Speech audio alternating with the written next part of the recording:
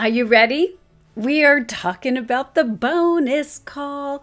It's a bonus call to push you to the next level of being really professional and expressing yourself in detail. So let's get to it.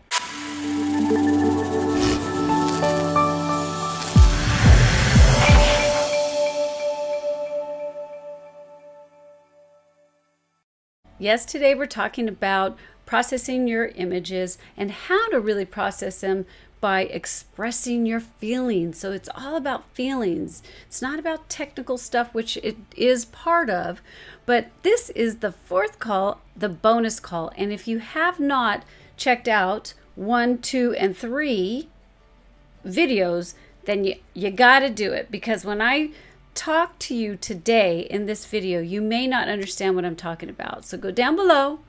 The links are there and you can check it out. Okay, so for those of you that have gone through the series, thank you so much. I'm so happy that you have decided to jump in this series with me, because it's been a lot of fun. I can't believe it's toward the end. And I really did want to do this last bonus call. It's for those that really want to hone in and be more of a professional type of photographer. So any of you just want to do a snapshot, throw it on Instagram, or a snapshot and put it on Facebook, you could just go ahead and look at another video. Just click on the little eye up there for information, and you could check out some stuff on how to shoot different things in macro or landscape, or some basic post-processing. So go ahead and check that out right now.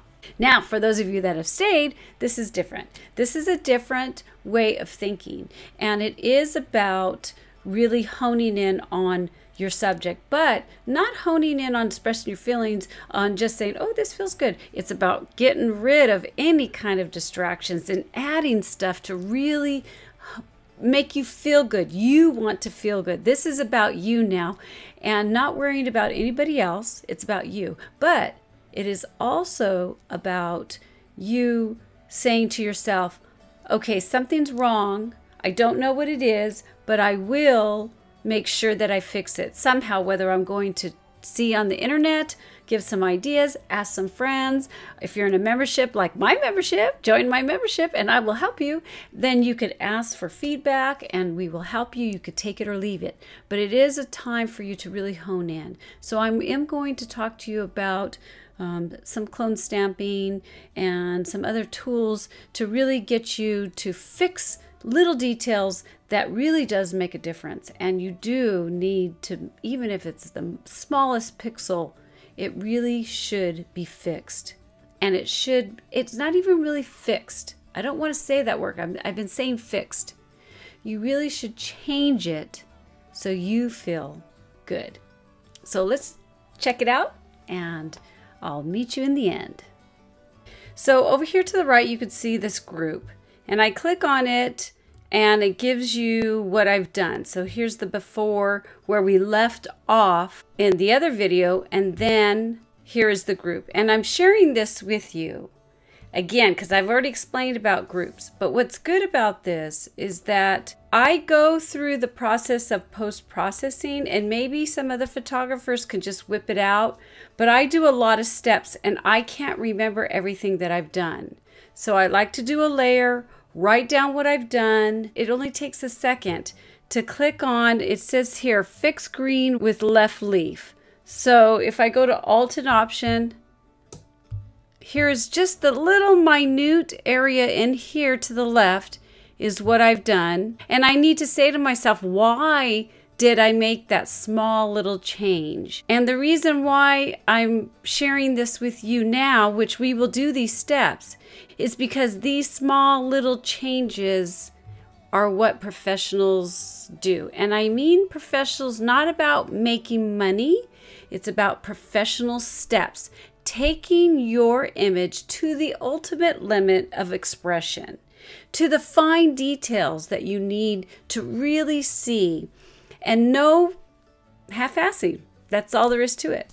If you know there's something that needs to be changed, you take that time and you change it. So there's 2 things that you really must do to really go beyond what everybody else does. The first one is, do you want to manipulate your image? Some people don't, and that's fine. If you don't want to manipulate it, that means take a portion and move it around, the way you want it to, maybe make it really funky or maybe fix it. It's up to you on how you want to really hone in on your main subject.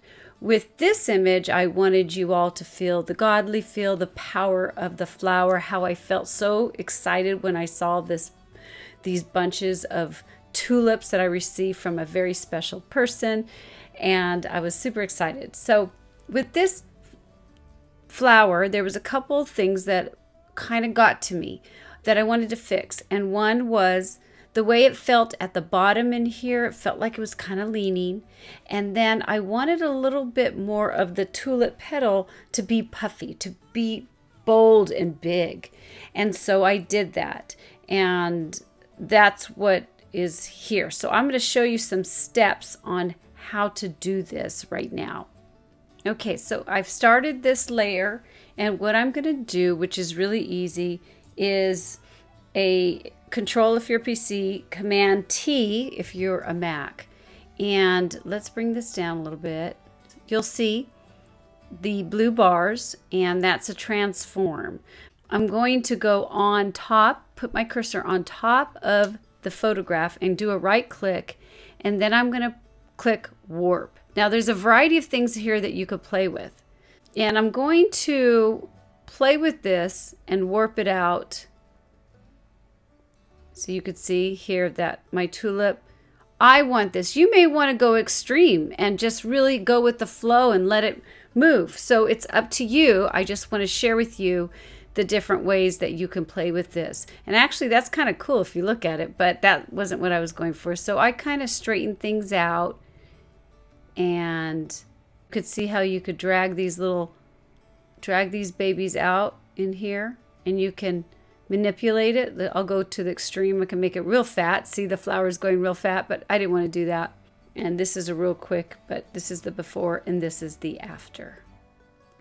Another thing too is look at your full image corner to corner. So you look at your actual main subject and corner to corner look around. I went back to the original. So when you look at corner to corner, does anything feel different? Does it feel off? Or does it flow nicely? See, on the right, there's sparkles, and the left, there wasn't as many sparkles as much as I wanted it. I wanted the sparkles to kind of flow up. So that's what you'll do next, is really just kind of look at the whole thing really in detail. And so as I click here, you can see I manipulated and I clone stamped. And I'll show you how I'll do that right now.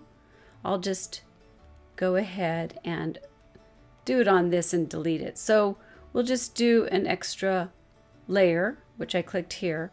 Then I'll push the clone stamp here, and over here to the top left and right, pay attention to your opacity, how much is going to be pushed into the image, and the flow. If you keep brushing, you'll just keep pushing as much opacity as what you have said you wanted. I'm going to click on where I want to copy. So I want to copy this over here. So I'm going to push on that and click, and you can see here it is. Bring it over here, and look, it's exactly the same. So if I was to keep the opacity at 100 and the flow at 100, it will automatically copy wherever I drag it. Whatever's to the right, it'll drag to the left. So I don't want it to look exactly the same. I don't with this one. So what I'm going to do is I'm just going to go ahead and play, and you can see that it's only given me a little bit of what I am cloning. That's how I played to get this right in here. Remember, I did the transform, and then I felt like I needed something off to the left. The next thing, which I feel is the most important, is to really, really evaluate your image and go to its pixel. Fine tuning big time. So if I go behind, I always love to go back, and then I always like to get really close. And when you're printing, getting up really close is huge. One of the main, I feel, important things that really you should do is figure out how to remove any kind of distractions that you feel that's not really important in your work. Here's one that you should really master, and that is your spot healing brush tool and your healing brush tool. And if there's something in here that you feel like you need to remove, no matter how small it is, before, after, you remove it. Okay, so we've done a lot. We have done a lot, you guys. We have done some healing brush tools. We've added some color. We've used the clone stamp tool. We used the fine details, the transform tools. All these little things makes a huge difference. And remember that what you want to do is focus on what you love and shoot it. Next, take it into post-processing and take your time and work on various steps. Get the post-processing done, remove the distractions, and really hone in, getting up close and then pulling far away from the image to see and feel your work. So click here to see more information on how to shoot and to really get into macro and landscape photography. So check it out right here and you'll get to know me a little bit better, and hopefully I'll see you in our membership program, which you can check out down below. All right, bye.